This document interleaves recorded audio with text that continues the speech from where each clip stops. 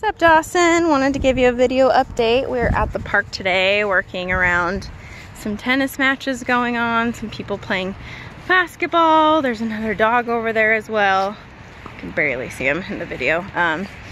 But working around distractions. So she's able to heel off leash pretty well with all of this going on.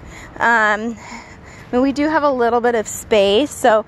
So as dogs get closer, she still turns into a puppy brain and needs a little bit of help with that. But she's doing really good with just e-collar and less leash information. So as I'm asking for her to heel, I don't allow any sniffing, and I want a nice position next to me. So I don't want her shoulder to go past my leg, because then it gets really hard to actually walk her, because she's cutting me off or, you know, going out ahead, and then I can't turn to the left.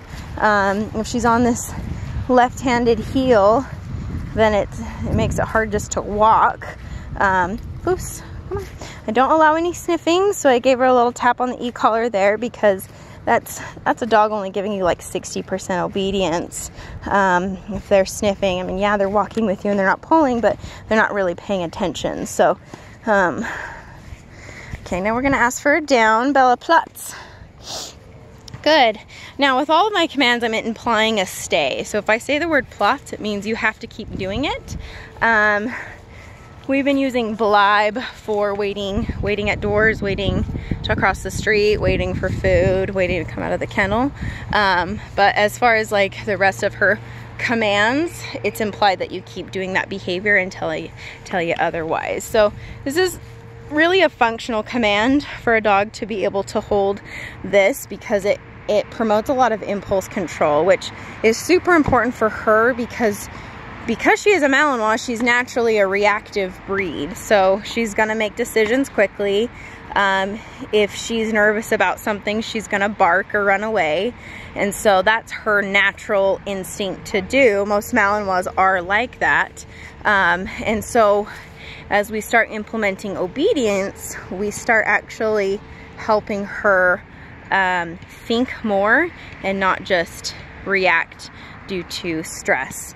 So really, really good for her to work on. And there's a lot of balls flying around, and she likes the ball, and so it's hard for her to stay. In fact, they lost a ball and it came over the fence, and that was really hard for her. She did break there, but it's a good opportunity to work through. So if we have to correct a dog, I don't really worry about that, because that's how they learn. That's, you know, we start throwing them in situations where that's like a real life thing. You know, a ball is gonna fly past you at a park.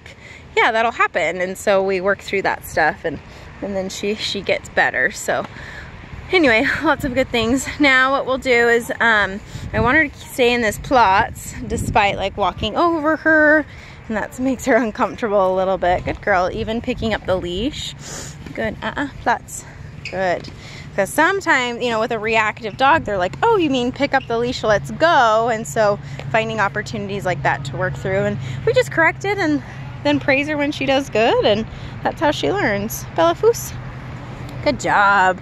Go back into this Foos. Now, I really want her to understand the difference between Platz and Sit. The reason is because she is a dog that I could see cheating on obedience if she's distracted. So for example, like if you ask for a sit and she chooses to lay down, I wouldn't let her do that, because sometimes dogs will do other behaviors that are easier so they don't have to wholeheartedly listen. And so for me, it's really important to have her listen wholeheartedly, because she doesn't have a lot of confidence. And if she takes that lack of confidence and decides to get more and more reactive to things, then we kind of have a harder dog on our hands. So that's really important. Bella, seats. Good. Nice. That was good. So no correction there. She did it. Now again, this is an implied stay, so she has to sit despite me walking behind her, coming up next to her, dropping the leash. Good. Even got some dad playing basketball with his son. So good stuff. Good job, Bella. Every Malinois is so expressive with their ears. Huh? It's so loving. Nope, sit. Good. So I'm going to help her out here. So she went into a down, so I'm just going to reset her. Sit. Good. So I did give her correction there with the e-collar because I want her to stay in that sit and not choose to lay down. The reason why she chose to lay down is because I came up to her and she's like, oh, I want affection. I told her no, and she's like, okay, I'll just lay down because it's easy. And so I want to make sure that she does it wholeheartedly. Bella Foos. Oh, good job. Anyway, hopefully this video is helpful. As she gets closer and closer to getting home, she's going to be getting out to lots of different places.